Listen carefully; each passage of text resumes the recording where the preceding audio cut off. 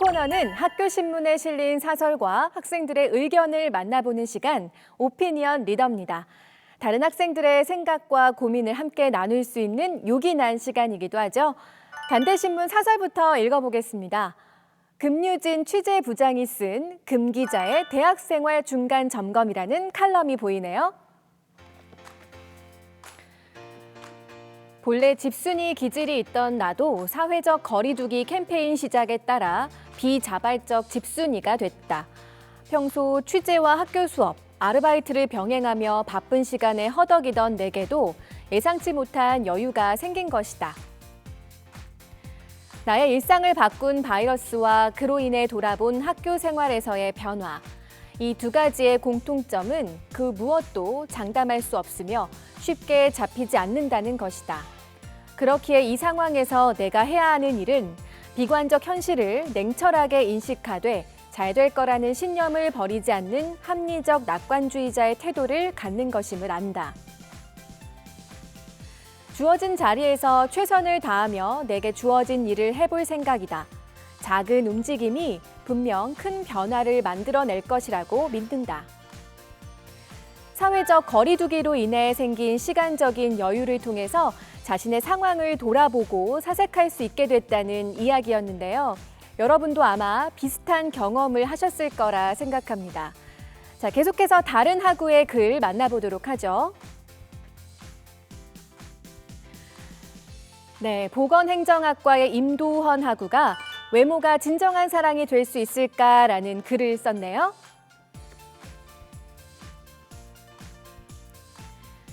요새는 연애할 때 상대방의 외모를 너무 보는 것 같다. 성형을 하는 사람들이 늘어나고 뷰티 유튜버의 수가 증가하는 것도 그 예다. 실제로 영국 경제 주간지는 한국에서 한국인 1000명당 13.5건의 성형수술이 발생하고 있다고 보도했다. 또한 이 수치는 인구 대비 성형수술 비율 세계 1위에 올랐다고 한다.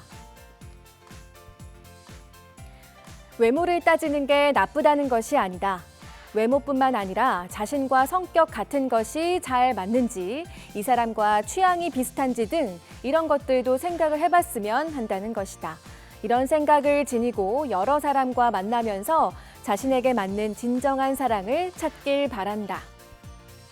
이성을 만날 때 외모 외에 다른 사항들을 좀 더 중점적으로 봤으면 좋겠다. 이런 의견을 피력했습니다. 자, 이어서 다음 글 만나보도록 하겠습니다. 전북대 신문의 사설인데요. 제목은 우리 안의 혐오 돌아보기입니다. 선거 과정에서 소수자에 대한 혐오 현상이 빚어진 것을 지적하면서 이렇게 쓰고 있습니다. 자신의 관점으로 볼 때 달라도 너무 다른 것에 놀라고 도무지 이해가 되지 않는다고 해도 말이나 행동이 도를 넘어서는 안 된다. 사람은 모두 다르기 때문에 관점이나 판단의 기준도 다를 수밖에 없다. 나와 무척이나 다른 사람이나 심지어 나에게 공격적인 사람에 대해 미움의 감정이 생기는 것은 자연스러운 것이고 또 때로는 분노와 미움도 정당한 것이겠지만 그것이 다른 사람의 존재 자체를 부정하거나 다르다는 것을 인정하지 않는 정도에 이르러서는 안 된다. 코로나 바이러스 사태 때문에 우리는 규율과 통일이 매우 강조되는 상황 속에 있다. 특히 나와 다른 행동을 하는 사람들, 내가 기대하는 바와 달리 처신하는 사람들에 대한 부정적 시선과 거부감을 자연스럽게 가지고 살고 있다. 이런 때일수록 사람은 다 다르고 그 다름이 존중되어야 한다는 것을 자주 되새기지 않으면 안 된다. 경계하고 경계할 일이다. 네, 이어서 사회학과 김혜지 학우의 글 만나보도록 하겠습니다. 제목은요, 선량한 차별주의자를 통해 본 우리 사회의 차별입니다. 흔히 쓰는 말 중에 결정장애라는 단어가 있다. 선택을 해야 하는 상황에서 우유부단하게 행동하는 것을 뜻하는데 나 역시 카페 등에서 메뉴를 고를 때 진짜 결정장애인가 봐 라는 말을 아무렇지 않게 사용하고는 한다. 차별이란 기본적으로 평등한 지위의 집단을 자의적인 기준에 의해 불평등하게 대우함으로써 특정 집단을 사회적으로 격리시키는 통제 형태이다. 또한 그러한 불평등한 대우나 권리를 인정하며 그것을 따르는 사람을 차별주의자라고 부른다. 왠지 차별주의자는 자신과 다른 특성을 지닌 사람을 이해하지 못하는 이기적인 사람일 것만 같다. 한편으로는 특정 집단을 눈에 띄게 차별하는 또 하나의 집단으로 느껴지기도 한다. 우리는 특정한 대상에 대한 차별을 외적으로 드러내지 않는 이상 자신은 차별주의자가 아니라고 생각한다. 하지만 차별적 용어를 사용하거나 대학 간판이라는 말로 급을 나누는 건 역시 차별이다.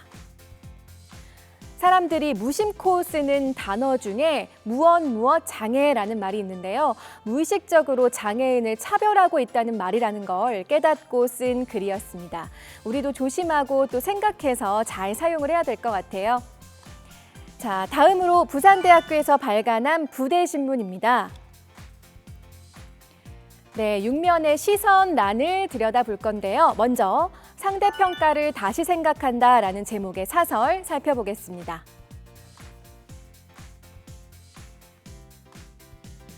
코로나 바이러스와 상대평가는 여러 가지 면에서 닮았다.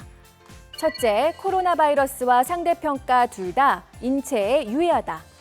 코로나 바이러스가 사람의 신체에 유해하다면 상대평가는 사람의 정신에 유해하다.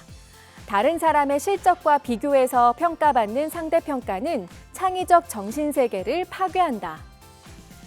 네, 정말 독특한 시선인데요. 또 어떤 내용을 꼽고 있는지 일단 조금 더 들어볼게요. 둘째, 코로나 바이러스와 상대평가는 공동체 정신을 파괴한다. 코로나 바이러스로 인해 사람들 사이에 사회적 거리가 생겼다. 식사 시간에도 마주 앉아 담소를 나누기보다는 거리를 두고 앉아 대화 없이 식사만 한다. 앞사람과의 대화를 막기 위해 칸막이를 설치하기도 한다. 상대평가도 사람과 사람 간의 사회적 거리를 멀게 만든다. 상대방보다 조금이라도 나은 점수를 받으려면 더불어 같이 공부하기보다는 혼자 공부한다. 그래서 코로나 바이러스로 인해 다른 사람과 사회적 거리를 두듯이 상대평가 또한 사람과 사람 사이의 거리를 더 멀게 만든다. 여러분도 이 의견에 동의하시나요? 각자의 의견이 어떻든 간에 접근법만큼은 정말 창의적이고 흥미로웠습니다. 자, 이어서 박지영 대학부장이 쓴 칼럼 한번 살펴볼 건데요. 네, 제목은 그때도 지금도 소수입니다. 소수자를 보호하는 차별금지법에 대한 내용이네요.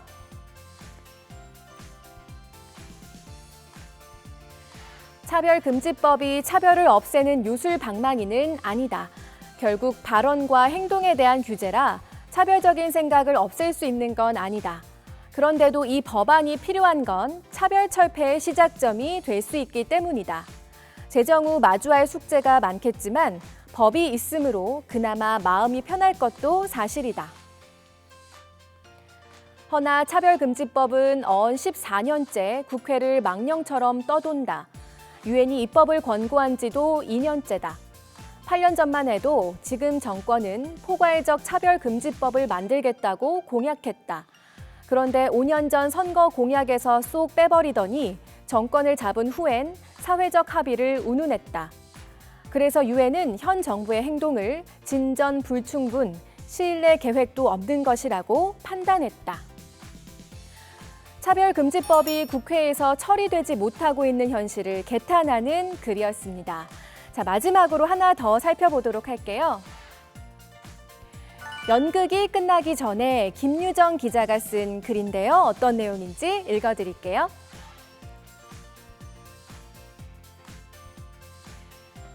지역 소극장이 운영에 난항을 겪는다는 사실은 자명했다.